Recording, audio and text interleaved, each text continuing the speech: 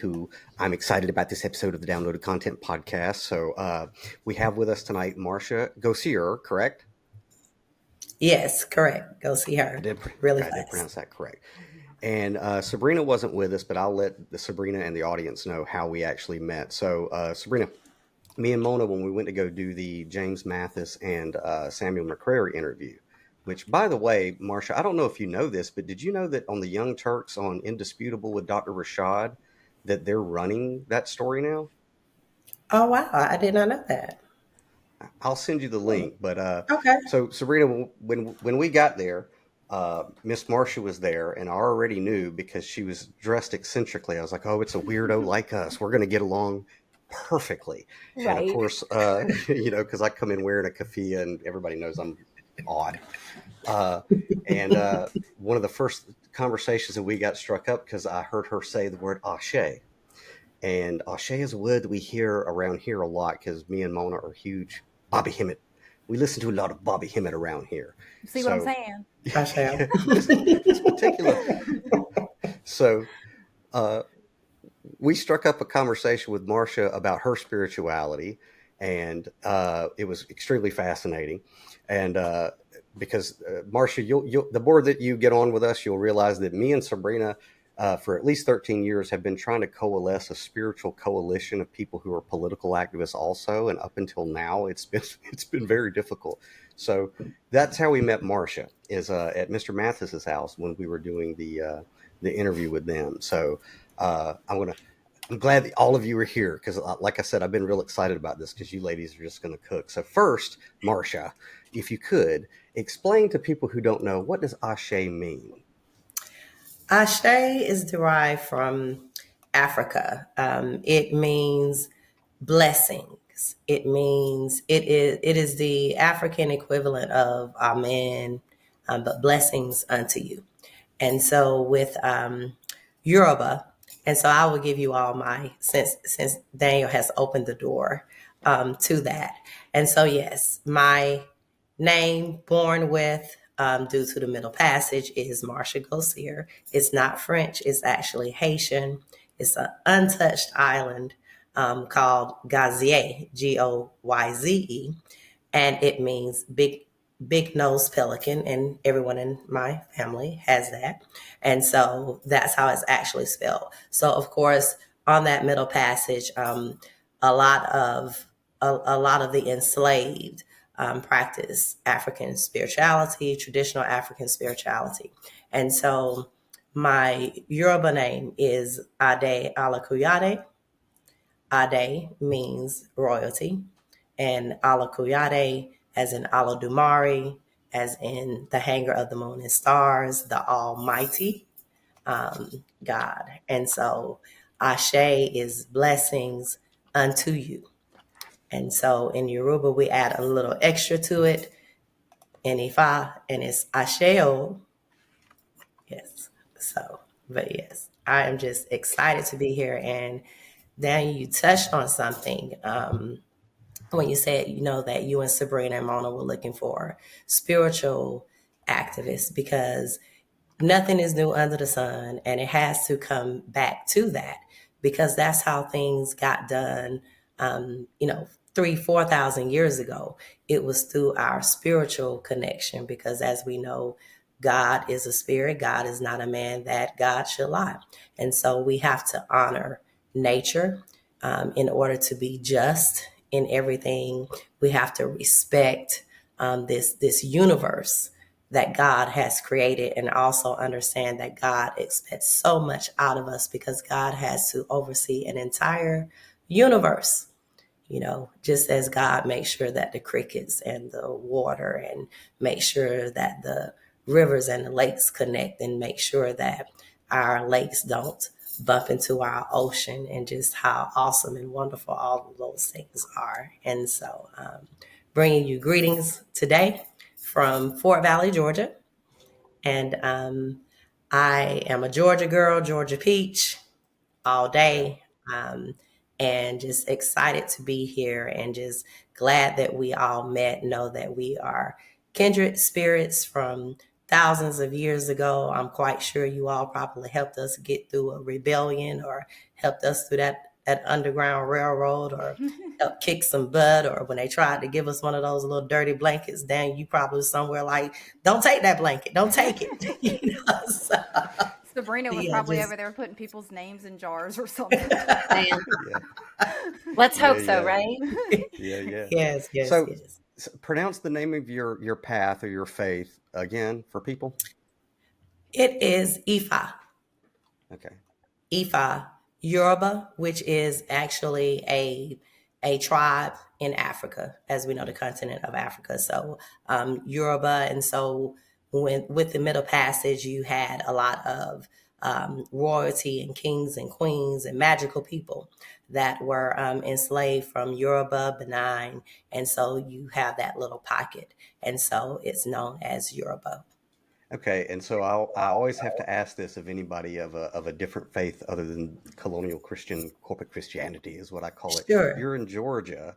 We're all Yes. here in Georgia. So were you always of this path, or how did you get to this path? I'm sure you went through the corporate Christian maze at some point. So go ahead. I'm fascinated to hear your Absolutely story. not. Being from the South, which is the home of the Bible Belt. And so if you're in the South, there are two religions, Christianity and football. And so grew up in the Black church, AME. And, like most people, it was tradition. I felt very blessed to not have overly religious parents, and I didn't grow up in a very stringent doctrine of AME. I was always allowed to be very inquisitive about things and encouraged to read. And so at 16, I went to go live with my father, who was like bump church. And so I thought that was the coolest thing, after having to go to church on Sundays and being a part of the choir and going to choir rehearsal on Wednesdays. But AMEs, we don't stay in church all day. So we don't, about 2 o'clock. I know y'all end about what, 11, but just joking. But we're done like The Methodists are there all day. 11 on the dot. Yeah, Oh yeah, like at the yeah. buffet. So yes, yeah. So it's African Methodist Episcopal AME. So yeah, singing from the same sheet of music there. And so my father just was like done with Orthodox religion. So there was no church. So I'm like, okay, this is cool, you know.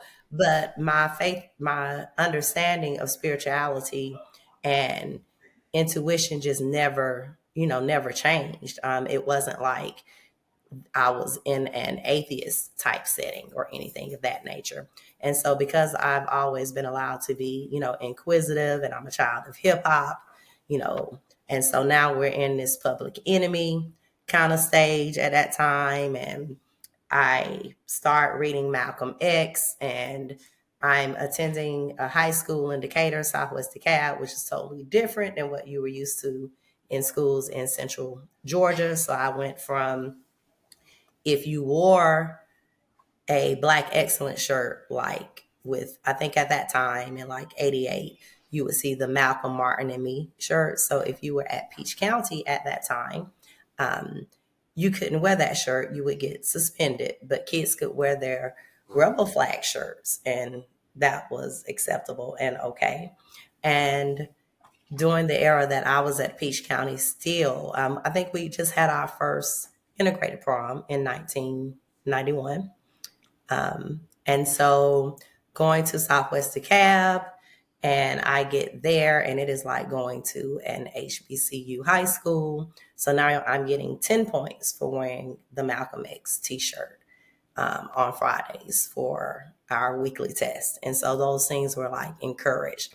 And so, you graduated high school and you're just inquisitive. So I went through my whole Nation of Islam phase. I tell people I've tried everything but Buddhism, no elements of it, and found that there were so many similarities still in everything. And so just life and just having questions and being around, other people and just not judging and being able to understand that even if you were not a Christian from the American lens of it, sometimes that whole doctrine can make you feel like it's a gang. That's how I felt. So I can only speak for me. Even if you paid attention to the different churches, it's like, oh, you don't go to such and such Baptist? Well, if you don't go to this Baptist, then you ain't, Well, so you like you don't said, there's two religions, yes, football and Christianity. So it's all team yes, sports, right? right, exactly. So it's that same, feeling. And so I was fortunate enough in 2017 to gain employment with a Black-led social justice nonprofit. And we hear often where we say, we're a respecter of all faiths. And several of my coworkers, I did not know. I knew they weren't Christians. I thought one may have been a Rastafarian or something. And we would have our staff meetings. And so they would allow all faiths to facilitate, and you just kind of respected that. And so one of the staff was of the faith of Ifa, of Yoruba. And so they led like just a grounding. And so that was my first time, seeing that. And I just, I thought that they were into like an Orthodox religion, of some sort. I was thinking maybe they were Islam or maybe Rastafarian, but just the way that they walked and they talked, they seemed more, after as I observed them, of what I would think we say a Christian should look like. Mm-hmm. And I began to just be around that and just fellowshipping with them, and it just resonated with me after just being told so many years as a Black woman in the American South and growing up in a Black church and, being in an area where Jim Crow existed and knowing that this particular thought or religion was forced upon us, and just, that resonating with me. Okay, what were we practicing before that occurred? What actually got us through? Because I knew that those tenets could not get us through through those moments. And so to be told that, if someone passed, that you had to just forget about them, or for that someone to say to you, well, that familiar spirit, it's an evil spirit and it's not familiar. And even if you take some of the teachings of the Bible, which I view it as the acronym Basic Instructions Before Leaving Earth. And when you take some of that, if Jesus wept about a friend, then how can you tell me that I can't weep about my mother or my grandmother? Or if you're going to tell me that I need to honor Christopher Columbus, and Christopher Columbus has transitioned, then why can't I honor my great-great-grandmother? Why can't I honor, with all love and respect of all things that Martin Luther King did? I know for me, I have seen other people in this area that have directly impacted us. And so we need to honor those ancestors. And so to get the understanding that those are my angels, and to that they always walk with us, and that spirit never leaves, and that being in that spiritual realm just brings us so much protection, brings us joy. And if we just sit really quiet and meditate, you can hear that soft voice that will guide you and give you the strength and give you the tools and what you need to maneuver while on this earthly plane. Right. And thank you. That was beautiful. Ashe. Because me and you, Ashe, we have a similar. I don't want this episode to be about our different faiths, but I agree with you. There's no way you're going to tell me that I can't speak to people across the veil. I have my mother and father over there, and no. So that was what got me out of the organized corporate Christian church. But so the foundation of your path, like because like I believe that we're all saying the same thing with different words. Those who are in touch with their indigenous people who are in touch I with their shall. own ancestors. Like we discussed when we were at Mr. Mathis's house, I'm of an Irish and Native American descent. Mona's Filipino. Sabrina's Mutt. She's Mutt. So she's got all kinds of voices in her head. I got around, I'm grateful for it though. Yeah. But in the vernacular of your path, what would be the underlying of the faith and the practice? Like corporate Christians would be just directed toward Jesus Christ, but what would be the underlying cradle of it?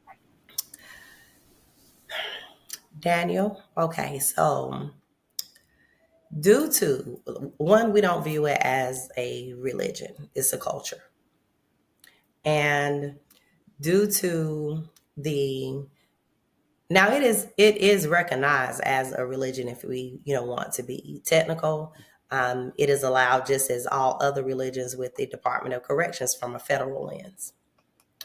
So those who are impacted, under the Department of Corrections, if they are of the faith of Ifa, they must allow them to practice it. And so when you say, like, there's no church, there's no house of worship or anything of that nature with Ifa. Mm-hmm. Yeah, there's no house of worship. You have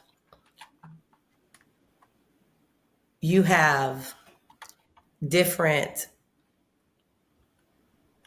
because it's a culture, you have different people of the spirituality. That's how we fellowship with one another. But there's no like sanctuary that we go to or anything of that nature. We will fellowship together. I will say, because of the tradition of it and the culture of it and everything that comes with it, it is a closed door.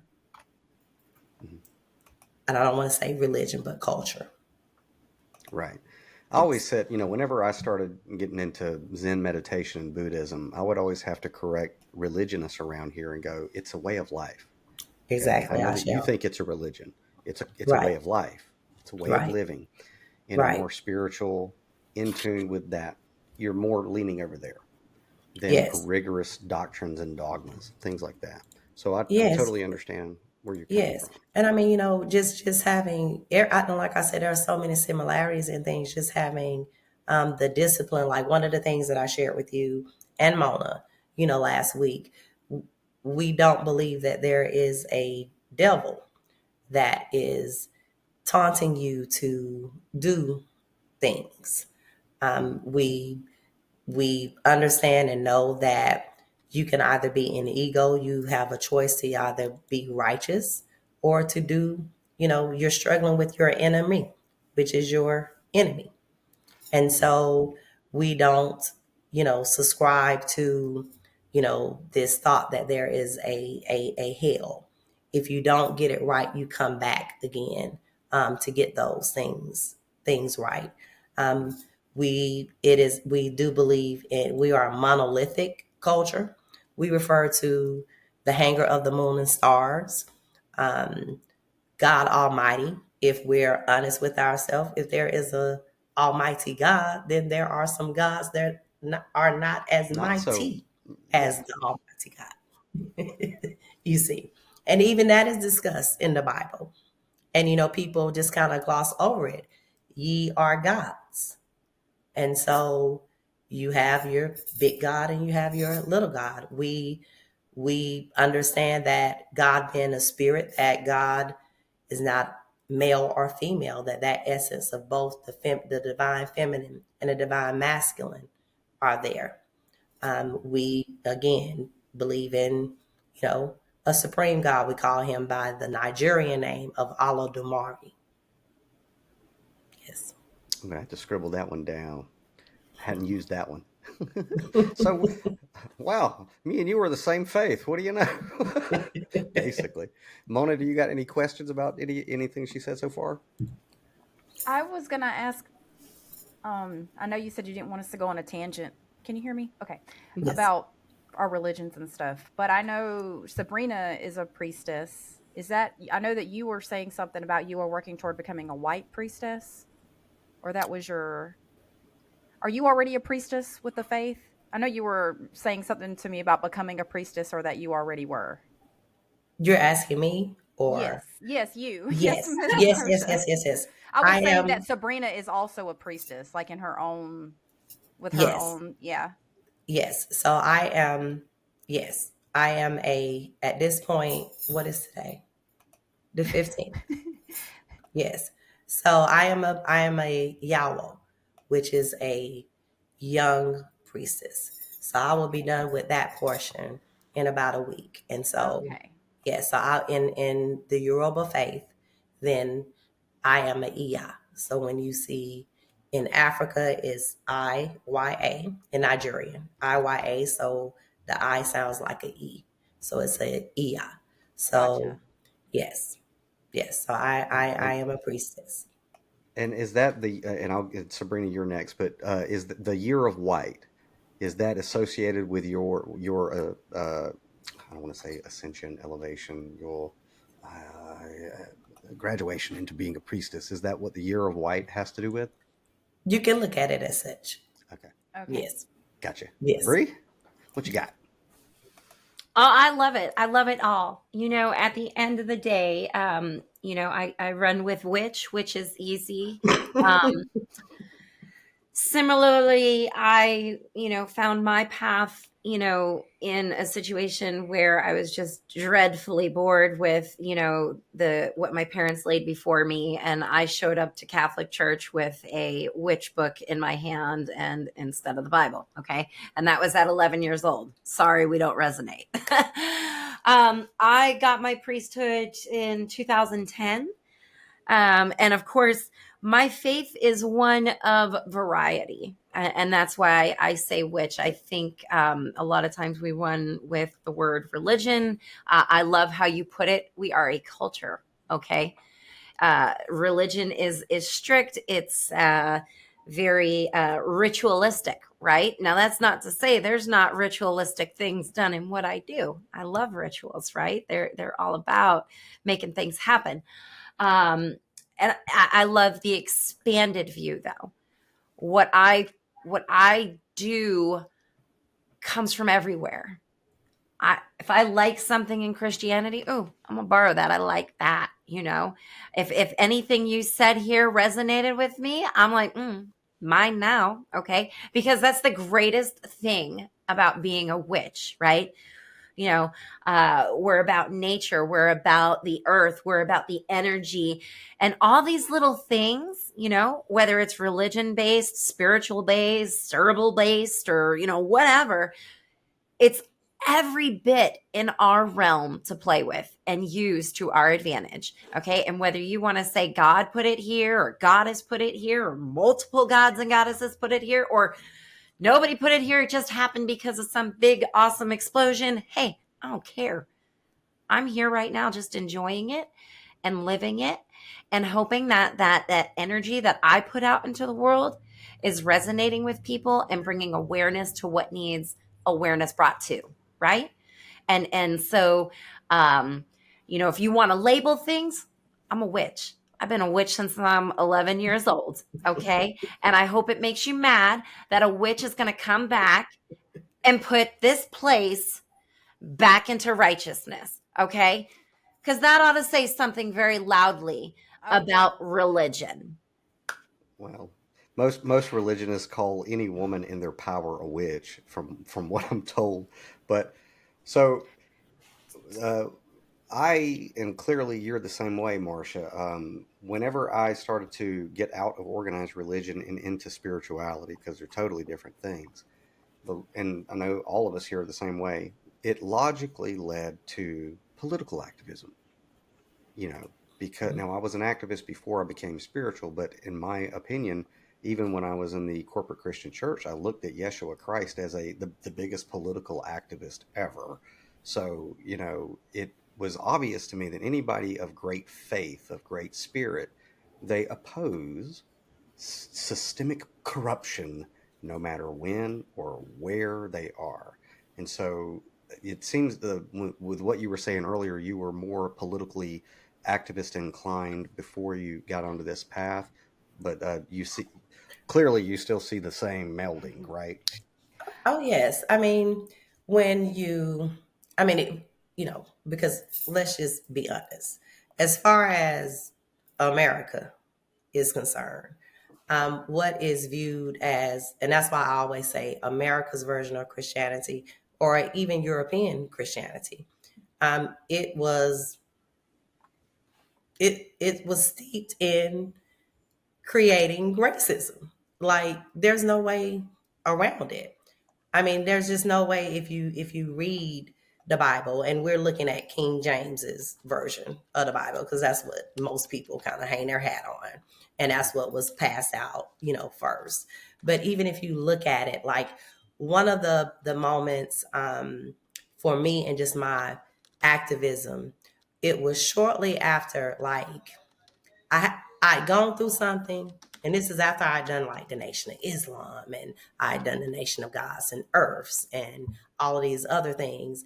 And so I got into a fearful state about something. I had a stalker, okay, and this went on for like 6 months. I'm living in Atlanta, and I'm calling the police, and like never, find the person. And so I get into, and like I'm fearful. At the time, I have like a 3-year-old son, and I'm like, the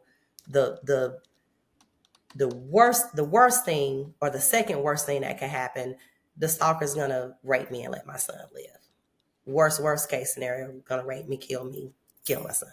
So I'm just like in that state. Okay, couldn't hardly sleep. I'm meditating, one Saturday, and Spirit was like, go to church. Okay, and Spirit was very specific in what church, and it was a pastor that I absolutely did not know, but did not like, because I was from a small town like Fort Valley. I'm living in Atlanta, and Spirit was like, call your best friend who happened to go to World Changers, Creflo Dollar on the TV, which was like a no, okay, in what I knew and what I thought I knew. And that's why I actually learned to read the Bible. That was never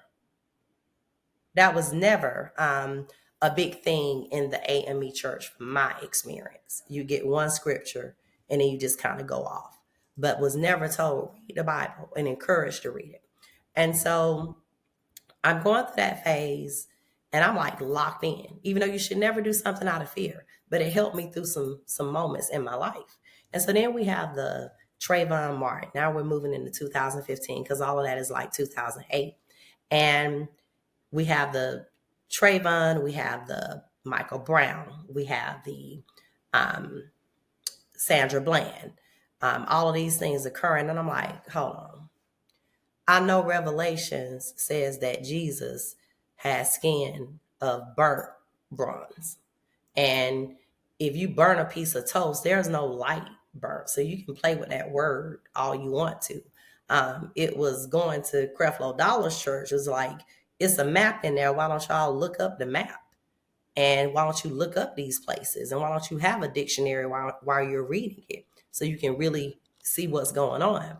And so I'm just like struggling, because they're saying, well, it doesn't matter what color Jesus was, he's invisible, because it like just goes through these phases of what have you. And so I'm sitting there and I'm like, okay, all this stuff is happening to Black people. The police are targeting Black people. Rogue officers are absolutely targeting Black people. We can pretend that it's not happening, but it is right in our faces. And I'm like, God, show me in the Bible where the reflection of God, because things have to match up. And I was led in that moment to Revelations, I think it's 4:3, and it talks about God sitting in a throne. He sat in a throne surrounded by rainbows, but he was of, I think it was a carnithian stone, and it mentions some other stones. And I go look up those stones, and I'm like, hold on, this is a reflection of me. Like onyx. Okay. But and it's sitting right there, but nobody has expressed this. at this point in my life, nobody from a pulpit. And so I'm like, hold on, if I've been told I need to, why does it, when someone would say, okay, it doesn't matter what color he was. Well, if it didn't matter, then why you said he was white? And why did you try to convince us that his parents hid him in Africa and he didn't stand out? Like, how the hell is that? Are you serious? So, Right. And so going back to your question, Daniel, my parents were involved in the civil rights movement. They were involved in the Black Panther movement. And while my mother sent us to church, I really think she kind of needed some quiet time. We didn't have like a Bible sitting, on a coffee table. America's at a crossroads. Are you watching or are you speaking? Michael Jones isn't just watching. He's spitting fire. Protest poetry is raw and unapologetic. His words aren't just heard, they ignite action. Support the movement. Wear the message. Grab your merch. It's time to rise. Are you ready to listen? They were involved in the Black Panther movement. And while my mother sent us to church, I really think she kind of needed some quiet time. We didn't have like a Bible sitting, on a coffee table. There was no picture of Martin Luther King in my mom's house. My mom was a librarian. She was over the library at Fort Valley State. And once she found that I loved history and I was inquisitive, my mother bought a projector home. And I think I was like 6. And I learned about Malcolm X first before I knew anything about Martin, you see. And so I saw my mother strategize. I saw my father strategize. I was always told to walk in Black excellence. I was always told to not put my head down. I was always told that even the most racist white person respects a Black person that speaks up and stands up for themselves. And I have found that to be true ever since my mother and my father told me that.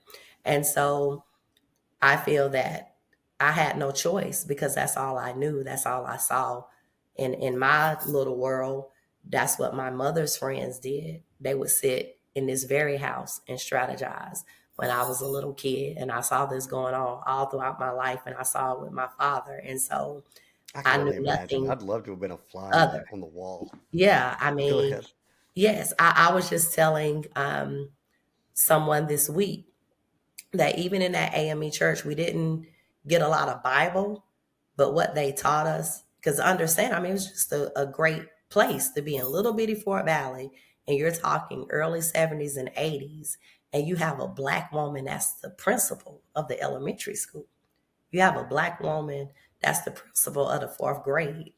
And I happen to live in the same neighborhood with them. The president of Fort Valley State was like 2 streets over. At that time, Fort Valley State had a house for their president in our subdivision. And so, that's all I knew.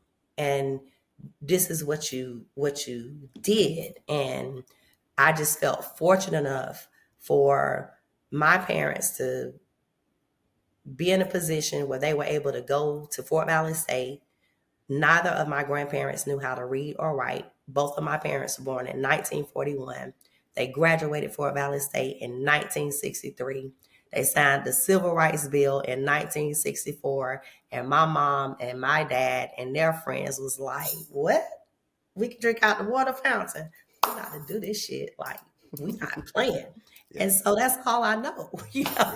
And that's how my friends are, like my close circle. And so, so like, we say like, what is it? Power together. It have to be in you, not on you. You see. Yeah. And so it's just in me. And it's, it's nothing I can do about it. And the two go together, because even this facade of Yahshua that they try to paint, that he was kind and he was perfect, but he went in there and tore that damn table up when they were playing around in that synagogue. And there's nothing nice about that. That's not perfect. That's human. Yeah. You see. And so Joshua didn't play around even in the Bible. I mean, sometimes it could be viewed as rude. Like when the lady wanted to touch his garment, like, you are not even fit to touch a dog. Get away from here. Get back. Right. Get back. I don't like your energy. So, I mean, that's just how I feel about it. And yes, One of I my believe. spiritual mentors.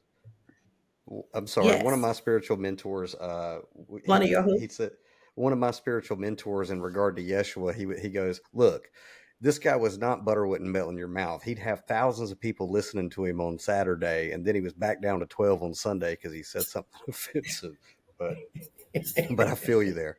But Yeah. before we get into the next, I really want to start drilling into the obvious elephant in the Georgia and in the South room. But let me go another round to make sure everybody has any questions. Mona, did you want to? I didn't know we were all going to give our spiritual bios, but did you want to give a little background so that we all No, know? We I did. thought that I was left behind. Mine's Yes. boring. No, keep going. You're good. Keep it going. Bree? No. Okay. Okay. Yeah, we Go covered. ahead. Now, okay, this is where we're going to start cutting into the steak. Okay. And as we had our discussion at Mr. Mathis's house, I don't use terms like black and white. I understand that it's what's been put into the culture to do. I hear black and white, I think chessboard, and I'm like, who set this game up? Okay. I see different cultures, different, we all have different ways, things like that. However, as we said when we were at Mr. Mathis's, when I got here, because I'm an alien to this place here, Houston County, which is very close to where you're at, not too far from Bree, and of course, Mona's right here in Houston County with me. When I got here in 1994, the same thing. The first thing that I noticed was like, these guys really like war and football, and then the next thing that I started to notice was these motherfuckers are racist as shit in this county. Racist as like nothing I have never seen before, and it's been industrialized. Okay. And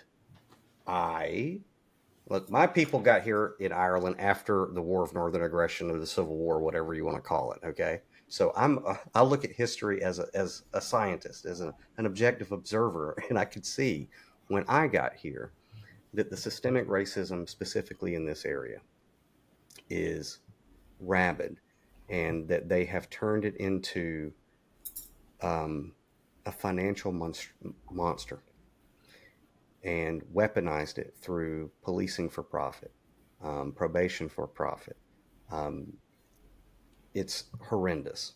So this was some of a lot of the uncomfortable subject matter that we were discussing with Mr. Mathis and Mr. McCrary.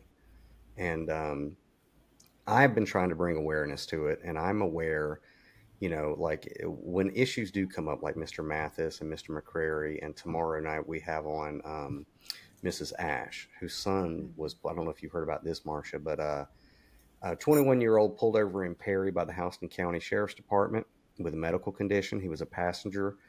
It was driving while black. Okay. They pulled him over going 63 and a 70. Come on. Long story short, he was tased, put on the side of the highway. This was just, I think, last week, Mona, wasn't it? I think. I thought this was probably last week, 4 or 5 days ago. Yeah, Joanna Ash's son. Put on the side of the road. I've spoken to her briefly, and we're going to have her on tomorrow, but it was like just listening to it. And from my point of view, it's like, okay, I just talked to Mr. Mathis. I just talked to Mr. McCrary. We all know about Law Dixon's situation, and that's just in the last month. Okay. So, that's why I really, really appreciated your remarks to me, and you called me comrade, and I was like, yes, because at this point we are all comrades, and I feel it's my responsibility to my Creator that if I see an injustice, even if it's not directly affecting me or mine right away, that's watching, or this is watching. And if I have the ability to speak up for any people who are being oppressed. I better do it.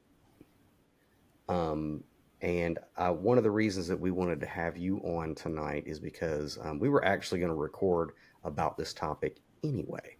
And then you sent me some interesting information about what is going to go on in Fort Valley here soon. Do you want to talk about the Smart City initiative that is coming into your backyard? Well, I'm hoping it will just remain a presentation. Like I'm hoping, but I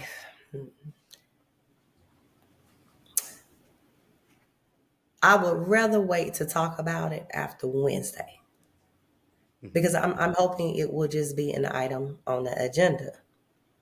I'm at a loss for words, so we may as well go ahead and talk about it. I'm at a loss for words because I really don't understand why it's even coming up as something to put on an agenda and have a special meeting about. And so when we talk about the smart cities, one, as far as Fort Valley is concerned, Fort Valley is a place with, I think we have 87,000 residents in the city limits of Fort Valley. Our police station closes at 5 o'clock, Monday through Friday. That must be nice. It is not open to the public on the weekends. So if I'm casually strolling downtown Fort Valley and someone tries to mug me and I'm like 20 feet away from the police station, more than likely, if I get away, I think I'm going to my instinct is going to be to get to the police station as opposed to call 911. I mean, because, but you can't do that in Fort Valley, Georgia, because our police precinct is closed to the public on the weekends and after 5 on Fridays.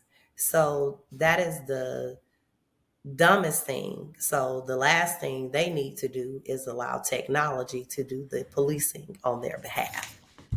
So let's start there and try extending those hours instead of this idea of a smart city. And so, Daniel, when you mentioned to me last Sunday, I've been reading about what's going on, in Warner Robins and the whole smart city concept. And when I saw that was coming up, I think it was like 2 years ago or whenever the initiative was done, when the consulting company came and did the assessment to find out the character of Warner Robins and which way, to go. So I got really excited because my background is in environmental justice. And so we will often talk about smart cities when we were talking about, sustainability and make that platforms for candidates, because we hear those buzzwords and we've heard them for the past, 8 years, sustainability, accountability, but no one is saying, how are you going to make us sustainable? Give us a 5-month plan on how you're going to phase this out or what have you. And so from an environmental and sustainability lens, when we would say smart cities, we meant LED lighting instead of using, the old lighting systems. When we would say make it sustainable, we meant be better stewards of the earth.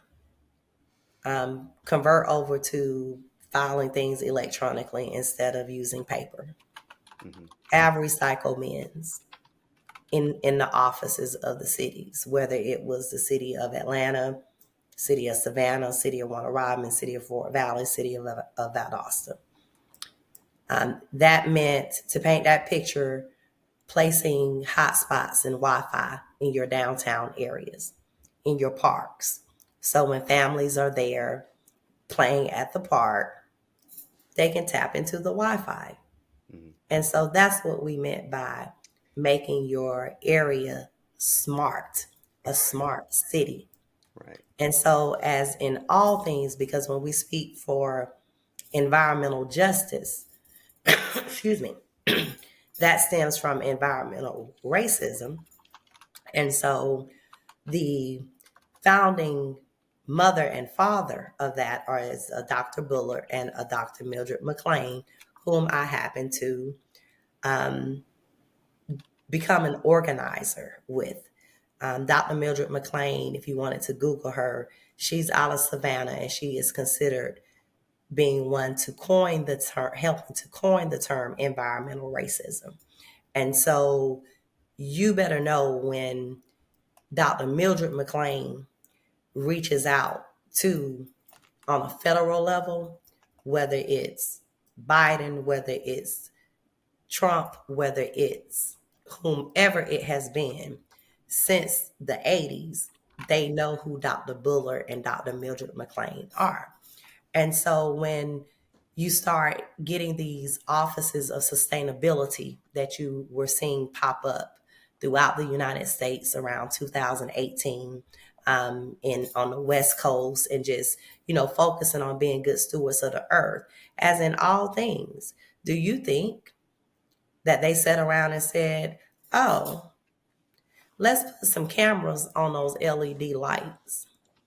As in all things, when communities come together and when they create plans and ideations for their community to be better stewards, in this America, you will always have the overseer. You will always have the overseer try to take something and make it beneficial to them. So it was never part of the plan. When you heard people say, oh, let's create smart cities, right, that this would turn into surveillance. Right. But do you see that is where it has gone? Yes. Right? Now, yes. And because I want to get to Sabrina's story real quick, but Mona has to hear me go on about these flock cameras. Oh gosh. And probably wants to hit me with something, because especially every time we pass by, because I know the broader implications of this, like we were talking about with the systemic racism and certain departments and offices in law enforcement focusing on that community. I can see when you give bad people a tool, it's a weapon. It becomes a weapon. So, Mona, did you have it before because I want Marsha, I want you to hear Sabrina. Now, everybody on the Downloaded Content podcast knows Sabrina's full story. But did you want to say anything, Mona, before we rotate around? I'm good. Let's keep it going. All right. So, Miss Marsha, I want you to listen to Sabrina give you her first exposure and experience to the phenomenon that is a smart city. So, go ahead, Sabrina. Explain it to her. Where this is going. First, let me congratulate you for stepping up before the problem is even a problem, okay? Because I wasn't aware, okay? To be truthful, I was living in the blissful plugged-in state, as we call it around here, of, the normie life and not paying attention to what's going on in the world.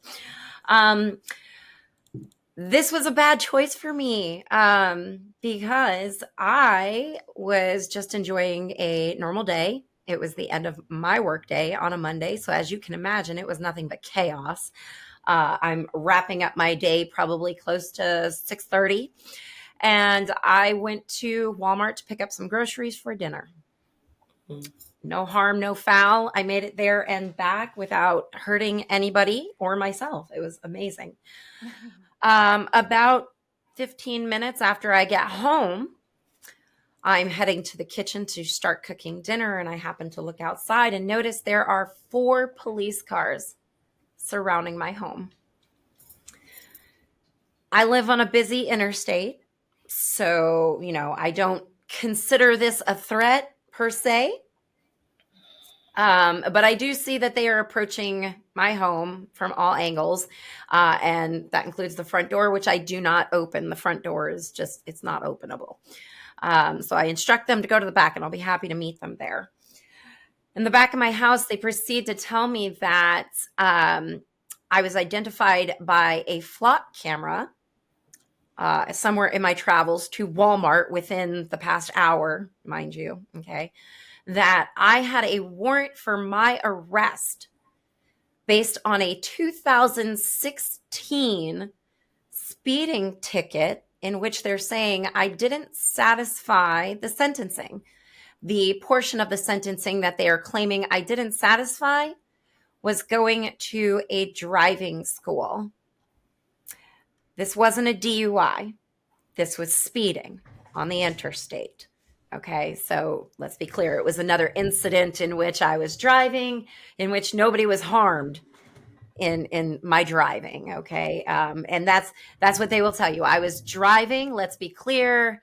You should be traveling at all times. Let's just put that out there. Okay, use proper terminology. Anytime you're in your vehicle going somewhere, you are traveling. You are not driving. There's a big difference there that Crumpton can get into for you.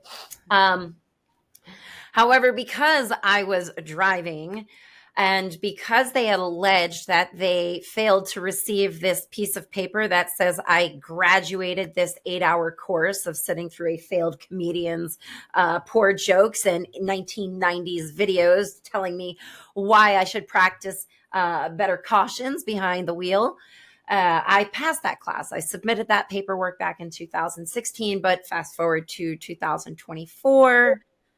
I come home from Walmart. These police tell me that no, I didn't. And they're here to arrest me for it. Arrest me. They want to lock me up for a crime that I satisfied the sentencing for back in 2016. Now, they don't necessarily know all the details behind it, according to them. They're in front of me. They want to take me to jail. They don't have all the information, and they also don't have the warrant that they claim to have. They have a warrant, but they don't have a warrant. They give me a runaround as to why it's valid, but they've got to confirm it on the call with somebody I don't know. Long story short, we have some back and forth about why their claim is invalid and how wrong they are and how in violation of my constitutional rights they are. But at the end of the day, the person who they claim to be speaking to on the phone confirms that I have this warrant and now it's time to arrest me. I disagree. I turn to leave that situation. They instantly tase me in the back, push me down on the ground in my home, handcuff me in front of my 14-year-old daughter, and then push me outside to further bring me to jail over something that probably could have been mailed to me, okay? Let's be real. If there was missing documentation for a non-harmful violation of a code, an ordinance, let's be real, that's what driving laws are, okay, is codes. I think that could have been something that they mailed. Instead, it was portrayed as suspect located,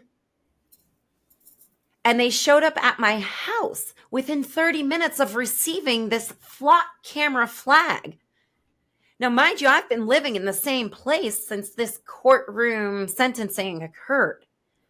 So there's been no change to my location. There's been no hiding out. And in between that time frame of 2016 and today, I've had probably over a dozen interactions with police involving citations, involving court cases, involving being truthful here, okay, involving shooting guns at my ex-boyfriends, okay, in which they came to my house and told me I had the right to kill them, okay?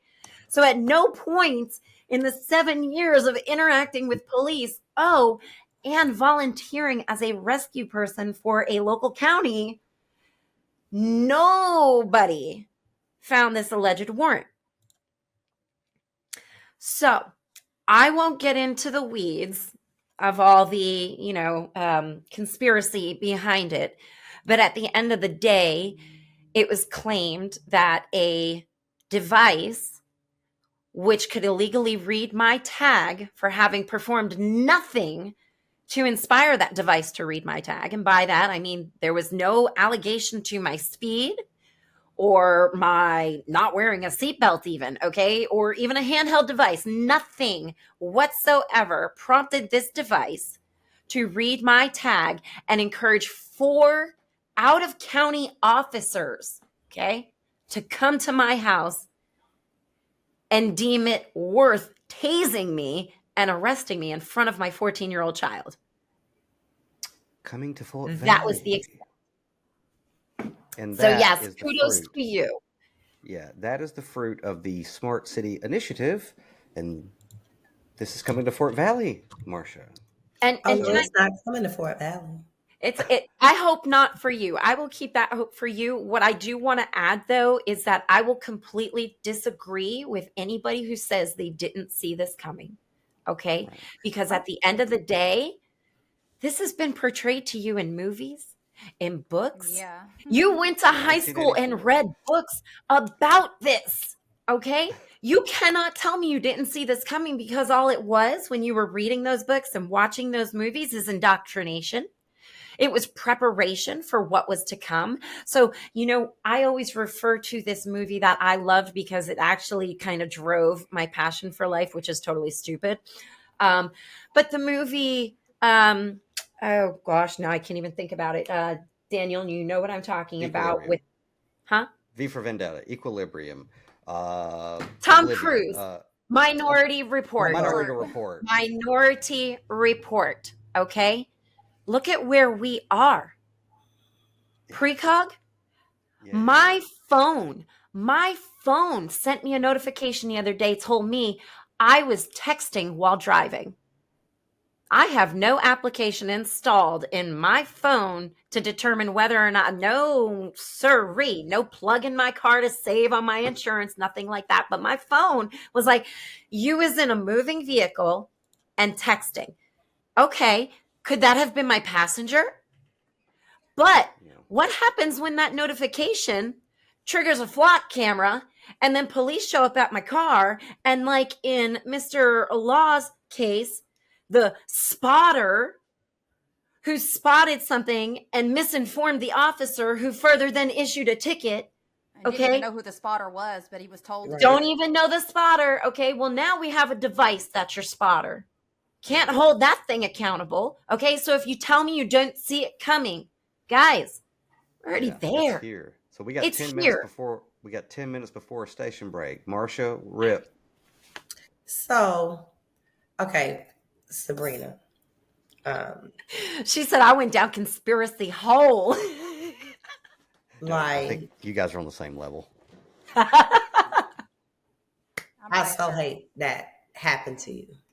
And, Daniel and Mona, you probably could sense, my hesitancy, because I'm like, okay, I don't even want to put that out there about Fort Valley. I'm like big about the tongue and the energy. And Sabrina, yes, everything about, yes, it's their attempt to test it and see how are people going to react. And I could be at a deficit here because my energy and my spirit said, don't read that foolishness. Don't watch that. Okay.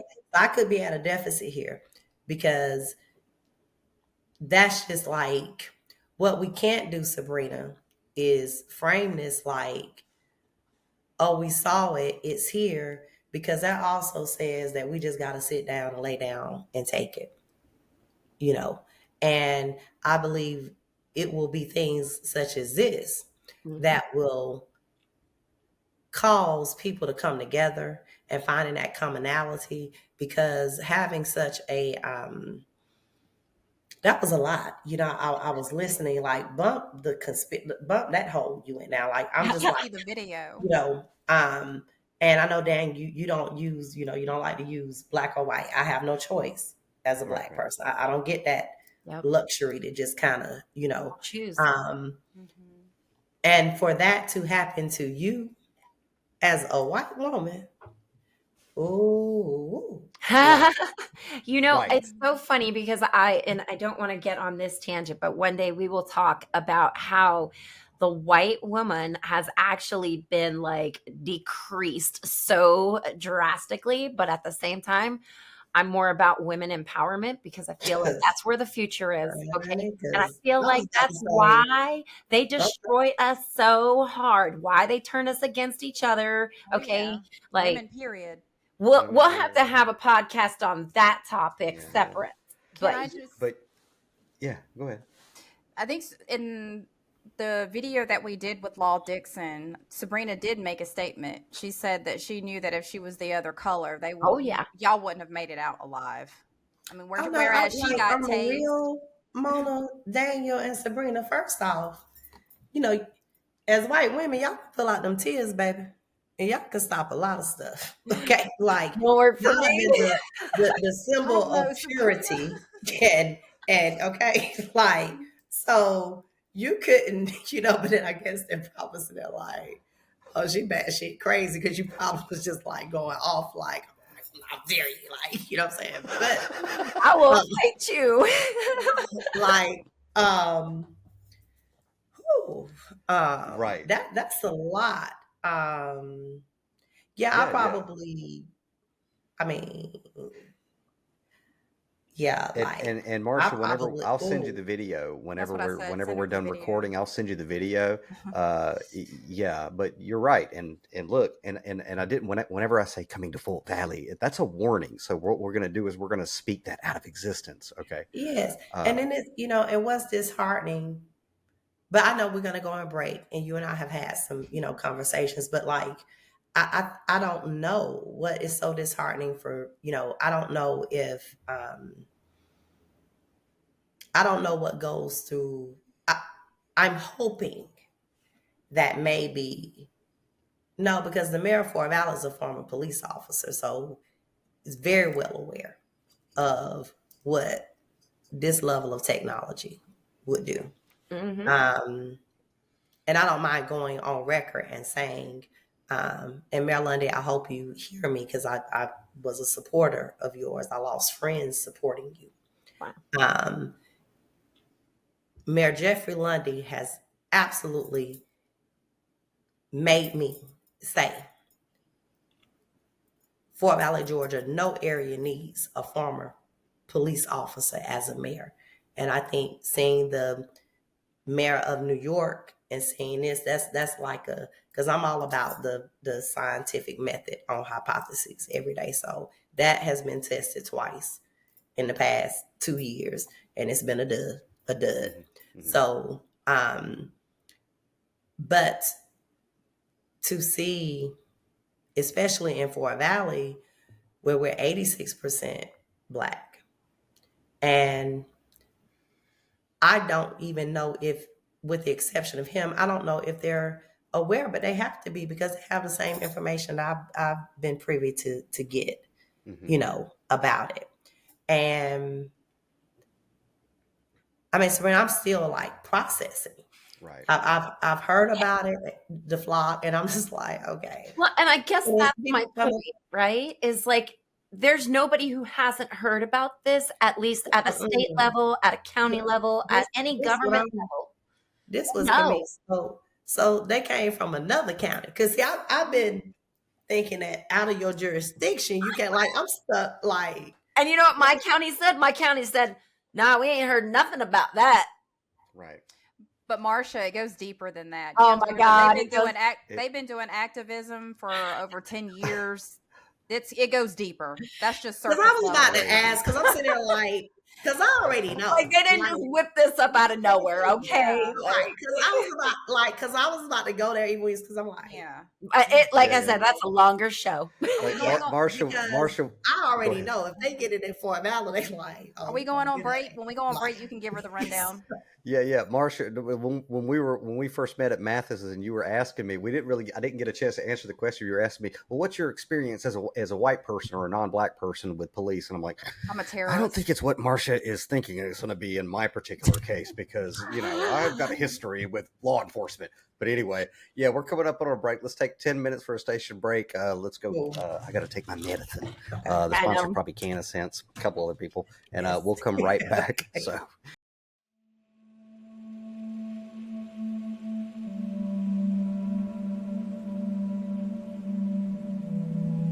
Step into your power with Mona Lucia, Tarot, and Reiki. Realign your energy, gain clarity, and embrace healing. Whether you seek guidance through tarot or balance through Reiki, your journey starts here. Visit monalucia.com and book your session today.